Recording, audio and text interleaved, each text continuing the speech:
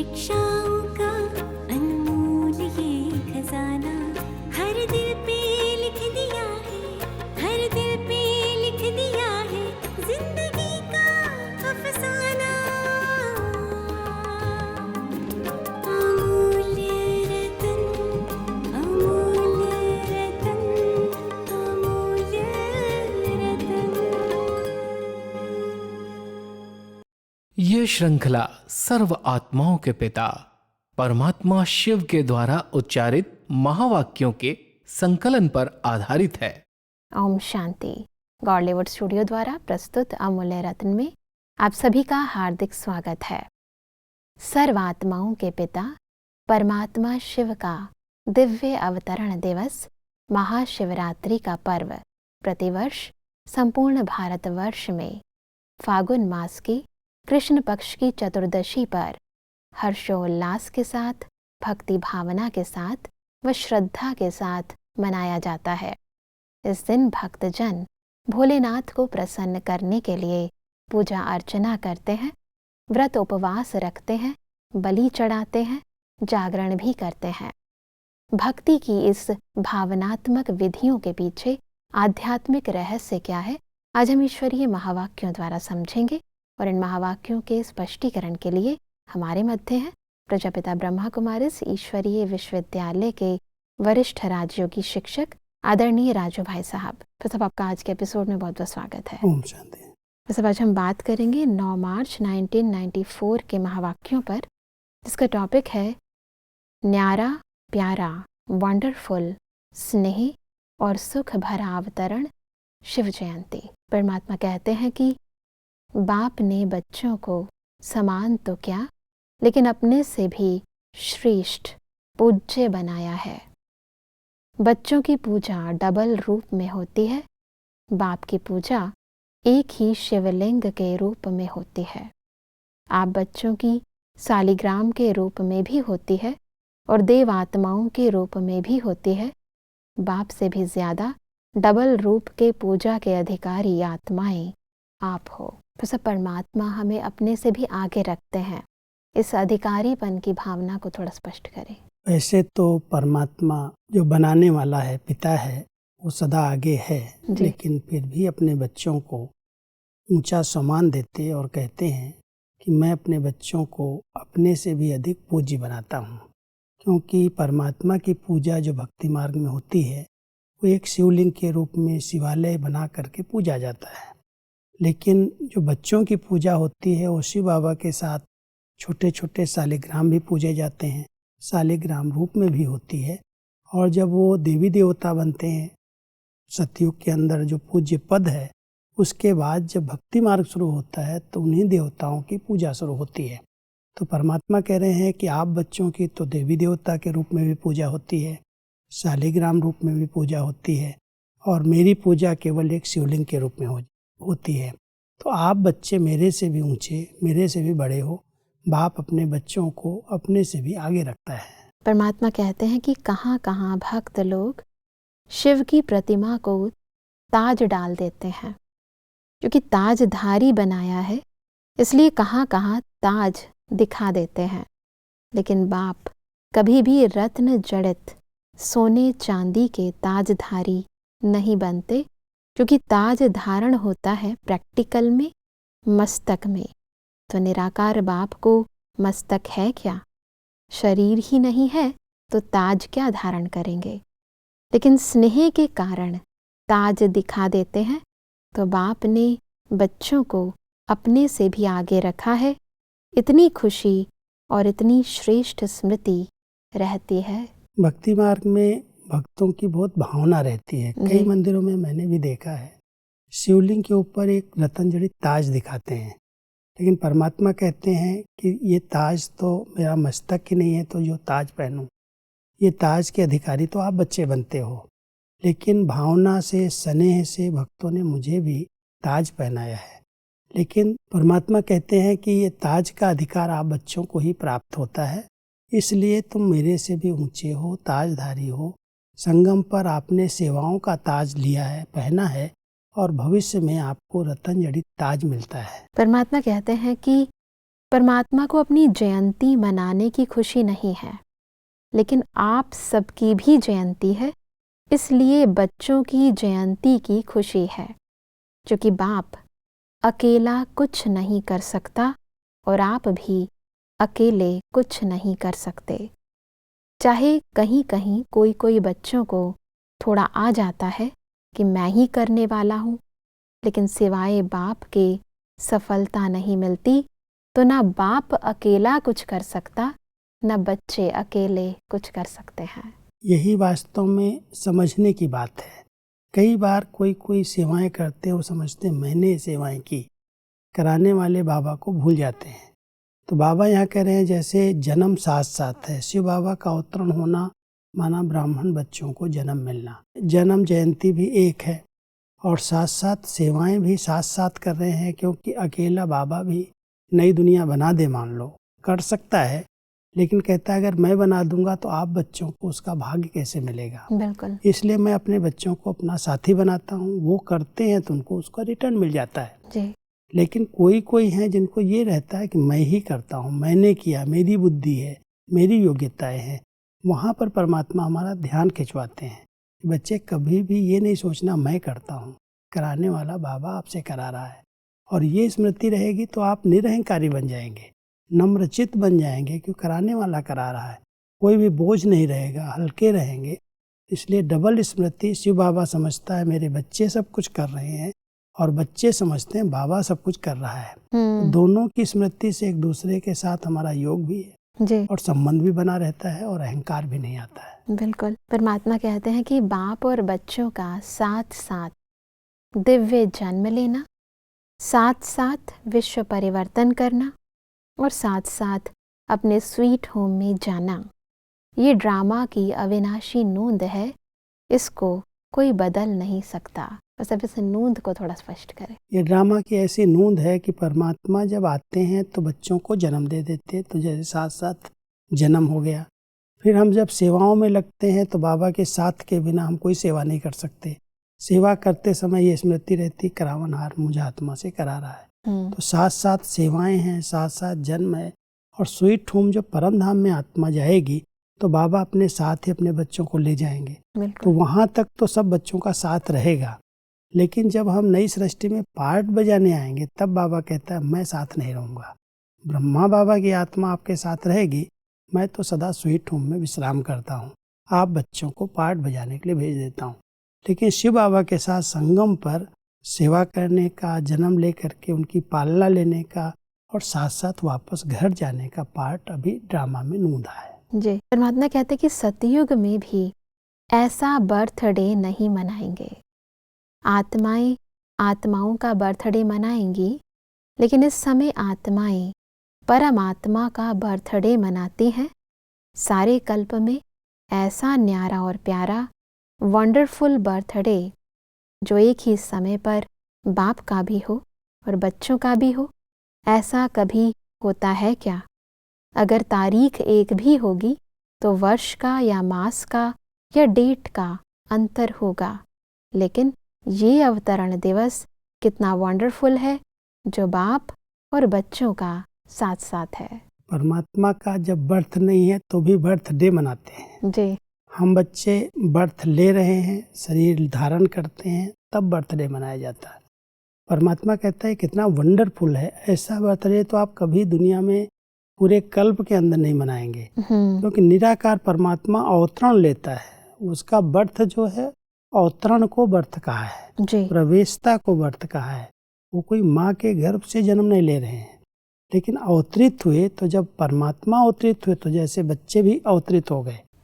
तो इसलिए बाप और बच्चों का जन्मदिन भी साथ साथ हो गया। हम भी अवतरित हुए हैं शरीर में और परमात्मा भी अवतरित हुए हैं। तो ये जब स्मृति रहती है, एक है लौकिक जन्म माँ के गर्भ से जो लिया, लेकिन दूसरा है कि अपने आप को समझना कि मैं अवतरित हुई ब्राह्मण आत्मा हूँ।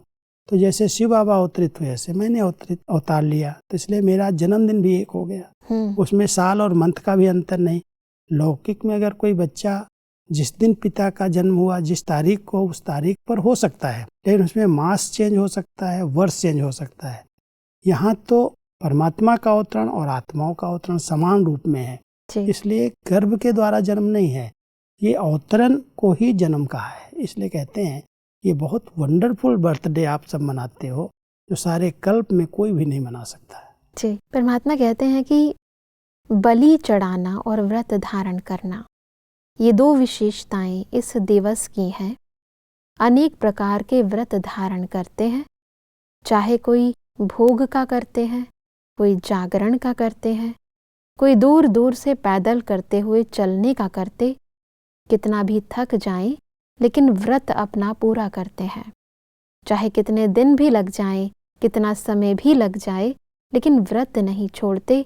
तो यह यादगार किससे कॉपी की है? आपका है ब्राह्मण जीवन का व्रत और भक्तों का है एक दिन का व्रत। जीवन भर हम ब्राह्मण आत्माएं व्रत लेती हैं पवित्रता का, जी ये हमारी पवित्र जीवन है। और वो लोग जो भक्ति मार्ग में व्रत लेते हैं, उपवास करते हैं, उसके पीछे कभी जागरण करेंगे, पूरी रात जाग जाएंगे, ये भी व्रत है। कोई कहेंगे हम उपवास करेंगे, भोजन नहीं करेंगे, उसका व्रत रख लेते हैं। कोई पैदल चलते हैं, बहुत लंबी लंबी यात्रा करते हैं, कांवड़ी को निकालते हैं, उसमें कितनी मेहनत करते हैं, कितनी थकावट का अनुभव होता है, बिल्कुल। वो भी एक व्रत है, वो भी एक उनकी प्रतिज्ञा है। तो परमात्मा कहता है कि भक्ति मार्ग में ये जो यादगारें बनी हैं, उनकी तो जैसे सावन मास के अंदर सोमवार के दिन व्रत रख लेते हैं, 2 दिन का व्रत है, लेकिन आपकी तो ये ब्राह्मण जीवन ही पूरी व्रत की है। जिस दिन जन्म हुआ उस दिन ये व्रत ले लिया कि हम पवित्र रहेंगे, हम शुद्ध शाकाहारी रहेंगे, हम ऐसा खान पान नहीं करेंगे, ऐसा संग नहीं करेंगे, ये व्रत है। और इस व्रत के कारण भक्ति मार्ग में 1-2 दिन का व्रत भक्त लोग रखते हैं। परमात्मा इसीलिए कहते हैं कि आपने भी जब ब्राह्मण जन्म व दिव्य बर्थ लिया तो क्या व्रत लिया? सदा अज्ञान नींद से जागरण का व्रत लिया ना, कि थोड़ा थोड़ा नींद करेंगे, यह व्रत लिया, व थोड़े थोड़े झुटके खा लेंगे, ऐसे तो नहीं किया। तो आप सभी ने भी शिव जयंती व दिव्य बर्थडे पर जागरण का व्रत लिया, इसलिए भक्त भी यादगार रूप में जागरण करते हैं। और आप सबने भी शुद्ध भोजन का व्रत लिया, इसलिए भक्त लोग भी कुछ भी हो जाए, चाहे बीमार भी हो जाते हैं, तो भी अन्न के व्रत को तोड़ेंगे नहीं। ये भी एक व्रत जैसे जागरण का है। तो हम सभी अज्ञान नींद से जागे। जिस दिन से हमारा ये अलौकिक जन्म हुआ, अज्ञानता का अंश समाप्त हो गया, जी ज्ञानमान माना प्रकाश मिल गया, रोशनी आ गई जीवन के अंदर, अंधकार दूर हो गया। तो जब हमने इस जागरण का व्रत लिया कि अज्ञानता की नींद से जैसे हम मुक्त हो गए, ऐसे नहीं कभी कभी नींद आ जाए, कोई झुटका खा ले। परमात्मा कहता है नहीं, अज्ञानता माना जो देह अभिमान है, ये अज्ञानता है। जी ज्ञान है कि मैं एक आत्मा हूँ। आत्म अभिमानी स्टेज में जितना हम रहते हैं उतना हमारा ये जागरण है, जैसे हम देह भान के अज्ञान से मुक्त हैं।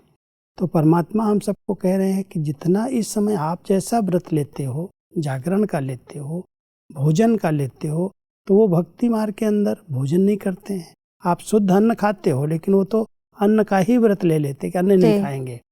और जागरण करते हैं, पूरी पूरी रात जाग करके भगवान का भजन करते हैं, कीर्तन करते हैं। तो आपकी ही यादगार में भक्ति मार्ग के अंदर भिन्न भिन्न स्थूल रूप से कोई जागरण कर रहा है, कोई उपवास कर रहा है, ये व्रत लिए जाते हैं। जी आगे बढ़ते हैं। तो परमात्मा कहते हैं कि जब तक संकल्प में दृढ़ता नहीं, तब तक सफलता नहीं होती। संकल्प होता है लेकिन दृढ़ नहीं होता तो कमजोरी आती है। बहुत करके कमजोरी के यही शब्द कहते हैं कि क्या करें, वॉट। तो अभी वॉट नहीं कहना, लेकिन वॉट के बजाय क्या कहेंगे, फ्लाई। तो जब भी वॉट शब्द आए तो ब्राह्मण डिक्शनरी में वॉट के बजाय फ्लाई शब्द है। दूसरा शब्द क्या बोलते हो, वाई। तो वाई को क्या करेंगे, बाय बाय। सदा के लिए बाय बाय करेंगे या थोड़े टाइम के लिए। और तीसरा शब्द क्या बोलते हैं, हाउ। तो हाउ नहीं, नो, यानी जानते हैं, कैसे नहीं, नो अर्थात जानने वाले। जब त्रिकालदर्शी बन जाएंगे, जानने वाले बन जाएंगे, तो फिर हाउ कहेंगे क्या। हाउ कहना माना हौवा आना, तो हौवा अच्छा लगता है क्या, इसलिए यही शब्द हैं जो कमजोरी लाते हैं, यही शब्द हैं जो व्यर्थ संकल्प का गेट खोलते हैं। तो परमात्मा के सामने जब कोई ऐसे विदेश के बच्चे बैठे होते हैं तो बाबा भी अंग्रेजी शब्दों के आधार से उनको समझा रहे हैं कि व्यर्थ का आने का कारण क्या है। हम हिंदी में कहते हैं जब कोई व्यर्थ की क्यों लगती है तो उसका कारण होता है क्या हुआ, कैसे हुआ, क्यों हुआ, कई प्रकार के प्रश्न उठाते हैं। ऐसे ही परमात्मा कह रहे हैं ये जो 3 शब्द इंग्लिश के हैं, व्हाट, व्हाई, हाउ, ये शब्द जो हैं ये अगर प्रयोग कर रहे हो तो ये व्यर्थ की उत्पत्ति कर रहे हैं। इन शब्दों का प्रयोग नहीं हो, क्या, क्यों, कैसे की बजाय हम जानते हैं सब कुछ ऐसे होगा, ऐसे करेंगे, ऐसे चलेंगे। तो नॉलेजफुल आत्माएं कभी इन प्रश्नों में उलझती नहीं हैं। जी। इसलिए परमात्मा कह रहे हैं कि अगर व्यर्थ से मुक्त होना है तो इन शब्दों का प्रयोग नहीं करो। जी। सदा परमात्मा की याद में जानी जाननहार नॉलेजफुल बन करके रहो। हर बात में फुल स्टॉप लगाओ। क्वेश्चन मार्क व्यर्थ की उत्पत्ति करता है।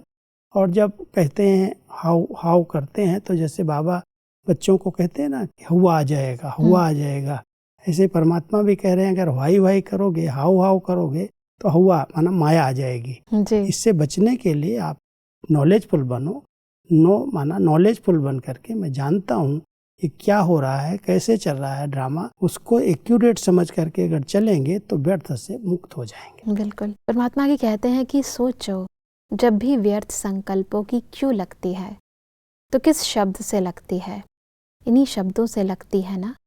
यह क्यों होगा, यह क्या होगा, कैसे होगा, ये कैसे हुआ, ये कैसे कहा, ये क्यों कहा, अब क्या करें, कैसे करें। तो कमजोरी के व व्यर्थ संकल्पों के गेट ये शब्द हैं। इसको डिक्शनरी में चेंज कर दो, फिर क्या होगा? आप भी चेंज हो जाएंगे ना। तो भक्त लोग आपको ही कॉपी कर रहे हैं। आपकी बेहद की बात है और उन्होंने हद के रूप में यादगार रखा है। तो यह दृढ़ व्रत रखना, यही शिव जयंती व शिवरात्रि मनाना है।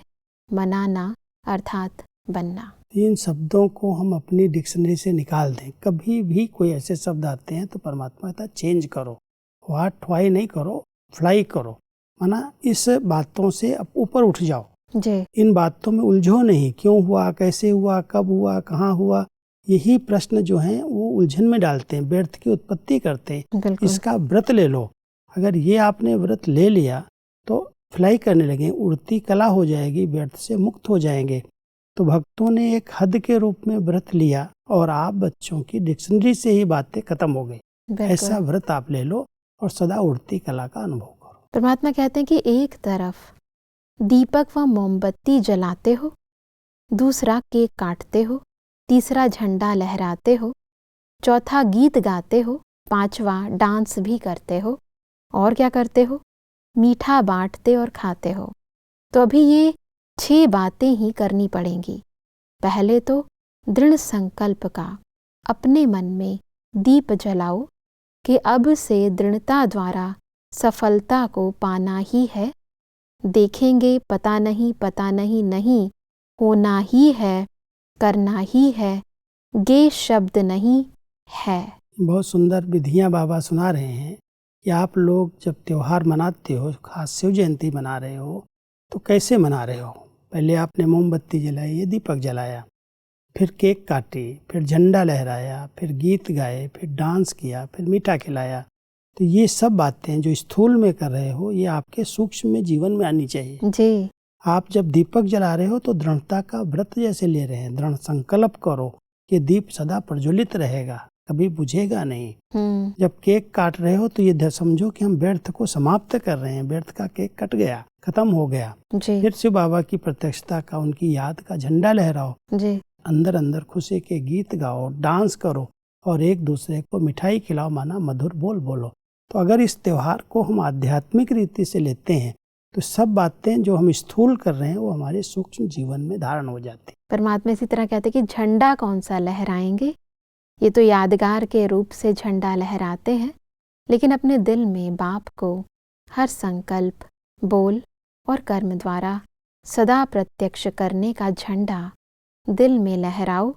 कोई भी संकल्प, बोल और कर्म ऐसा नहीं हो जो बाप को प्रत्यक्ष करने का नहीं हो। झंडा लहराना तो स्थूल बात है, जी क्योंकि जब शिव जयंती आती है तो सब सेंटर्स पर, सब स्थानों पर बाबा का झंडा, शिव बाबा का ध्वज लहराते हैं। जी बाबा कहता है ये आपके दिल में लहराना चाहिए कि जो संकल्प, जो बोल, जो कर्म होंगे उससे बाबा की प्रत्यक्षता हो, बिल्कुल। उनका नाम वाला हो। वो झंडा अंदर अंदर लहराना, ये स्थूल भले लहराओ, उसकी मना नहीं है, लेकिन अंदर में वो प्यार का वो झंडा लहराता रहे, जो बोल बोले उससे शिव बाबा का नाम वाला हो। परमात्मा कहते हैं कि सदा अपने संकल्प, बोल और कर्म द्वारा दिल में प्रत्यक्ष करने का झंडा लहराओ और सदा खुश रहने की डांस करते रहो। कभी खुश कभी उदास यह नहीं। जब उदास होते हो तो उस समय भी अपना एक फ़ोटो निकालो, और जब खुश होते हो तो भी फ़ोटो निकालो। फिर दोनों फ़ोटो साथ रखो, फिर देखो अच्छा क्या है, मैं ये हूँ या वो हूँ। तो सदा हर्षित रहने का, खुश रहने का डांस करो। कुछ भी हो जाए, कोई कितना भी खुशी चुराने की कोशिश करे, क्योंकि माया किसी के द्वारा ही तो कराएगी ना।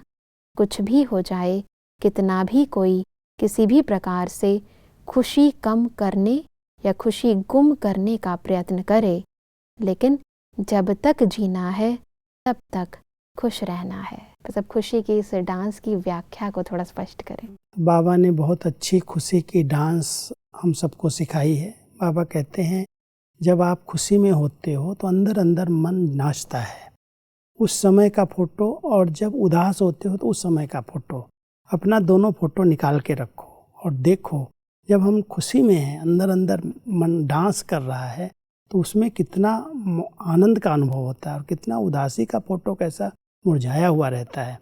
तो हर समय खुशी की डांस करते रहो, खुशी में नाचते रहो और एक दूसरे को खुशी दिलाते रहो, दान करते रहो। तो परमात्मा हम सबको ऐसी खुशी की आंतरिक डांस करने के लिए प्रेरणा देते हैं। परमात्मा कहते हैं कि और जो खुश रहेगा वो खुशी की मिठाई बांटता रहेगा।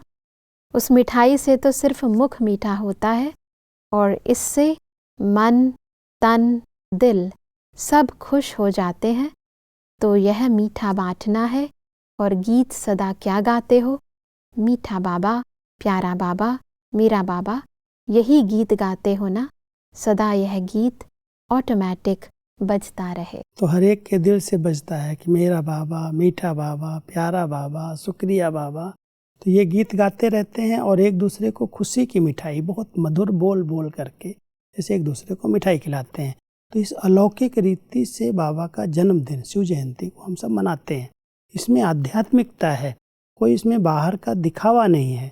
परमात्मा हम सबको कह रहे हैं ऐसी अलौकिक रीति से अगर आप त्यौहार मनाते हो तो आपके जीवन में सबसे बड़ा परिवर्तन आ जाएगा। आपकी जीवन ऐसी बन जाएगी। केवल मना लिया एक दिन के लिए, झंडा लहरा लिया, डांस कर लिया, केक काट ली, यही त्यौहार नहीं है। लेकिन आपकी जीवन ऐसी खुशी की, उमंग उत्साह वाली बन जाए, इसके लिए बर्थडे मनाते हो। बिल्कुल भाई साहब, आज हमने बहुत ही विस्तार पूर्वक समझा कि भक्ति और ज्ञान में जो हम विभिन्न विधियों द्वारा परमात्मा शिव को प्रसन्न करते हैं, उनका वास्तविक रहस्य क्या है। बस अब स्पष्टीकरण के लिए आपका बहुत बहुत धन्यवाद। ओम शांति। दर्शकों, आज के महावाक्यों में परमात्मा ने कहा कि हमें व्यर्थ को समाप्त करने का तथा ज्ञान नींद से जागरण करने का व्रत रखना है। ये व्रत रखना ही सच्ची शिव जयंती मनाना है। परमात्मा ने कहा कि हमारी संपूर्ण स्थिति को बनाने में व संपन्न बनने में जो भी रुकावटें आती हैं, उन्हें सदा के लिए खत्म करना ही शिव जयंती का केक काटना है। परमात्मा ने कहा कि शिव जयंती पर हमें अपने हर संकल्प, बोल व कर्म द्वारा परमात्मा को प्रत्यक्ष करने का झंडा दिल में लहराना है और सदा खुशी का नृत्य करना है।